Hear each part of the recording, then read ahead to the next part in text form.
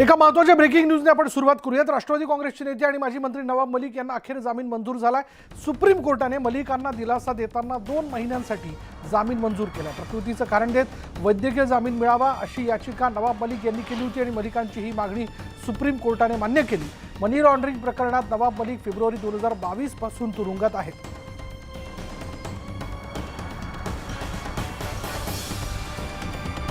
त्यामुळे आता नवाब मलिक यांना जामीन मंजूर केल्यानंतर नवाब मलिक हे संध्याकाळपर्यंत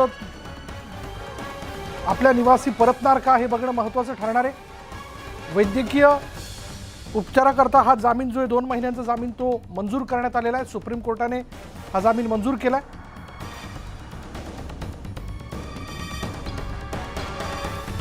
आता क्षणाची महत्त्वाची बातमी आपण बघतोय। प्रकृतीचं कारण देत वैद्यकीय जामीन मिळावा अशी याचिका नवाब मलिक यांनी केली होती। मलिकांची मागणी सुप्रीम कोर्टाने मान्य केली। मनी लॉन्ड्रिंग प्रकरणात नवाब मलिक फेब्रुवारी 2022 पासून तुरुंगात आहेत।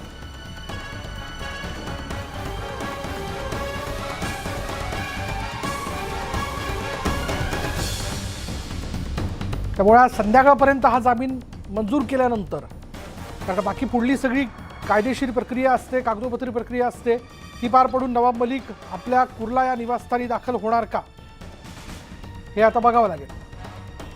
मलिकांना 2 महिन्यांसाठी हा जामीन मंजूर करण्यात आलेला आहे।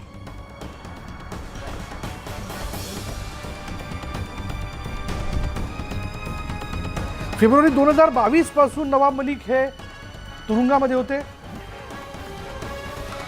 मध्यंतरी तब्येतीच्या कारणास्तव त्यांच्यावर रुग्णालयात उपचार देखील सुरू होते। तेव्हा देखील त्यांनी त्यांच्या जामिनाकरता वैद्यकीय कारण देत प्रयत्न केले होते, पण त्यांना जामीन मंजूर झालेला नव्हता। अखेर त्यांना आता जामीन जो आहे, म्हणजे 2 महिन्यांचा जामीन जो आहे तो मंजूर करण्यात आला।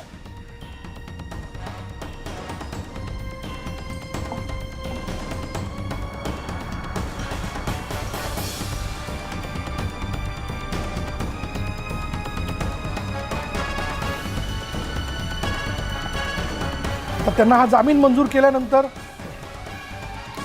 नवाब मलिक आज संध्याकाळपर्यंत त्यांच्या निवासस्थानी परततायत का, की ही प्रक्रिया आणखीन लांबेल हे आता लवकरच आपल्याला कळणार आहे।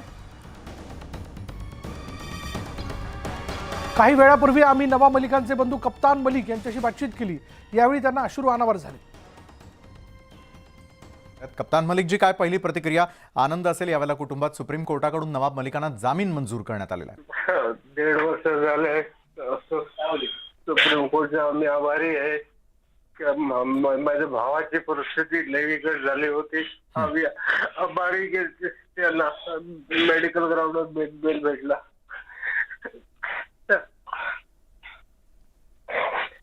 निश्चितच कप्तानजी, आपण भावूक होताय, कळू शकतंय की काय नेमके आपल्या यावेळेला भावना असतील। मात्र सुप्रीम कडून मिळालेला जो तात्पुरता दिलासा आहे तो कायम स्वरूपी मिळावा यासाठी तुमचे पुढचे प्रयत्न काय असतील? पहिला तर त्याला घरी आलो त्याच्या ऑपरेशन वगैरे जे करायचं त्यावेळेला करायला लागते। मेडिकल ग्राउंडवर कशी परिस्थिती सर्वात आम्ही टिकणार। हॅलो, हा बोला, मला आवाज येतोय आपला कप्तानजी। माझी परिस्थिती नाही बोलायची, मला सतत रडायला येतोय। प्लीज माझी तुम्ही भावना समजा, प्लीज मला हात जोडतोय। नक्कीच कप्तानजी, धन्यवाद। न्यूज 18 लोकमत बरोबर आपण बोललात। कप्तान मलिक होते, नवाब मलिक यांचे भाऊ। आणि याचबद्दल अधिक माहिती आपण जाणून घेणार आहोत। आमचे नवी दिल्लीचे प्रतिनिधी प्रशांत लीला रामदास आपल्या बरोबर आहेत। प्रशांत, सुप्रीम कोर्टाने नवाब मलिक यांचा वैद्यकीय ग्राउंडवर असणारा जामीन आहे, म्हणजे त्या पातळीवर असणारा जामीन मंजूर केला। 2 महिन्यांचा त्यांना जामीन देण्यात आला। ही सुनावणी होत असताना नेमकं कोर्टाने काय म्हटलंय?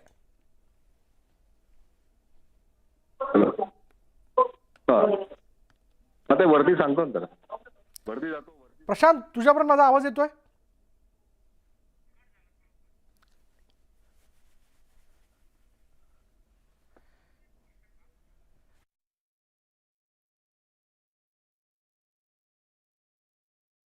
आणि आपण याबद्दल आमच्या प्रतिनिधींकडून अपडेट जाणून घेण्याचा प्रयत्न करूच, पण आपण बघतोय सुप्रीम कोर्टाने अखेर नवाब मलिक यांना 2 महिन्यांचा जामीन जो आहे तो मंजूर केलेला आहे.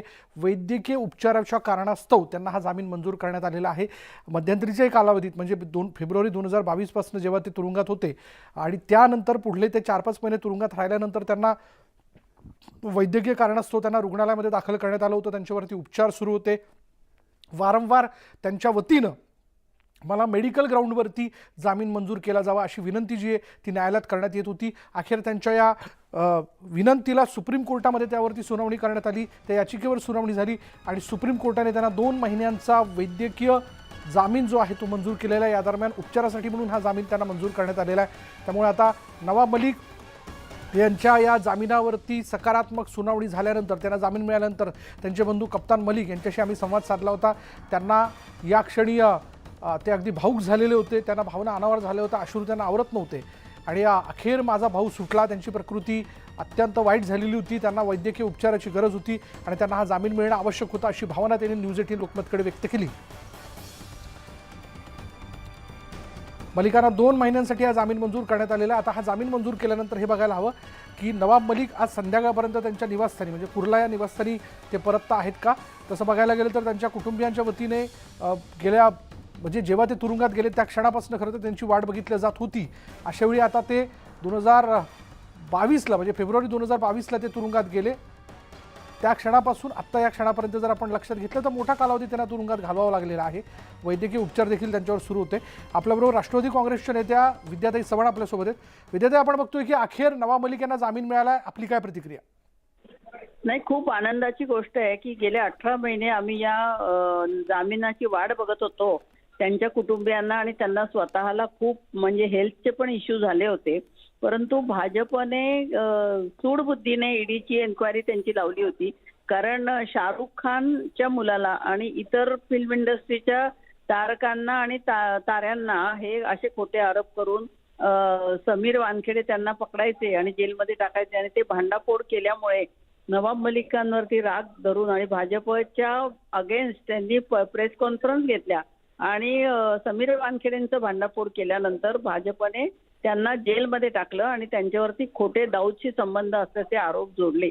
आणि हे इतकं संतापजनक आहे की अशा प्रकारे तुम्ही जर नमला नाही तर तुम्हाला ईडीची नाही तर इन्कम टॅक्सच्या दाढी टाकून आत टाकण्यात येतं. अनिल देशमुखांच्या बाबतीत पण असंच झालं आणि त्यांना आतमध्ये टाकलं आणि परमवीर संघाची साधी चौकशी सुद्धा केली नाही की त्यांनी काय केलं होतं. 100 कोटीच्या आरोपात काही तथ्य आढळलं नाही. तर मग परमवीरला आतमध्ये टाकून त्यांची एन्क्वायरी करायला केली नाही.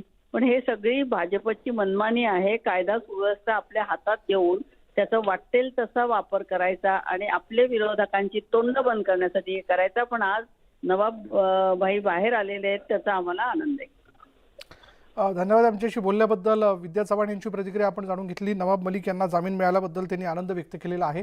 नवाब मलिक यांना 2 महिन्यांचा हा जामीन जो आहे तो वैद्यकीय जामीन मंजूर करण्यात आला आहे. प्रकृतीच्या कारणास्तव सुप्रीम कोर्टानं अखेर त्यांच्या याचिकेवर सुनावणी करत त्यांना जामीन मंजूर केला आणि आता कदाचित सांगता येत नाही आता यानंतरची कायदेशीर प्रक्रिया आणि कागदपत्रांची पूर्तता कशा पद्धतीने असेल. पण आज संध्याकाळपर्यंत ते त्यांच्या निवासस्थानी जाणार का, हा आता एक महत्त्वाचा मुद्दा आहे. त्यांच्या परिवारामध्ये त्यांना जामीन मिळाला म्हणून आनंद व्यक्त केला जातोय. गेल्या फेब्रुवारी 2022 पासून ते तुरुंगामध्ये होते. म्हणजे जर आपण महिन्यांचा कालावधी लक्षात घेतला तर 18 महिन्यांपासून नवाब मलिक हे तुरुंगामध्ये होते. मध्यंतरीच्या काळात त्यांच्यावर रुग्णालयात देखील उपचार केले जात होते कारण त्यांची प्रकृती बिघडलेली होती. अशावेळी त्यांना जामीन देण्यात यावा अशी वारंवार मागणी त्यांच्या वकिलांच्या वतीने केली जात होती आणि ही मागणी केली जात असताना अखेर सुप्रीम कोर्टामध्ये यावरती सुनावणी होत त्यांना जामीन जो आहे तो मंजूर करण्यात आल्याचं आपण बघतोय. 2 महिन्यांसाठी हा जामीन जो आहे तो मंजूर करण्यात आलेला आहे. त्यामुळे आता नवाब मलिक त्यांच्या उपचाराकरता म्हणून बाहेर येत आहेत. त्यांचे बंधू कप्तान मलिक यांच्याशी आपण संवाद साधला थोड्या वेळापूर्वी. यावेळी त्यांनी भाऊक होत प्रतिक्रिया जी ती न्यूज 18 लोकमतकडे व्यक्त केलेली आहे. अखेर माझ्या भावाला जामीन मिळाला ही अत्यंत आनंदाची बाब आहे. माझ्या भावाची प्रकृती व्यवस्थित नव्हती, त्याला जामीन मिळणं आवश्यक होतं असं त्यांनी म्हटलं होतं. याचबद्दल प्रतिक्रिया व्यक्त केली आहे विरोधी पक्षनेते विजय वडेट्टीवार यांनी. बघूयात. नाही, हे सगळे मी सांगितलं कपोल कल्पित आरोप आहे.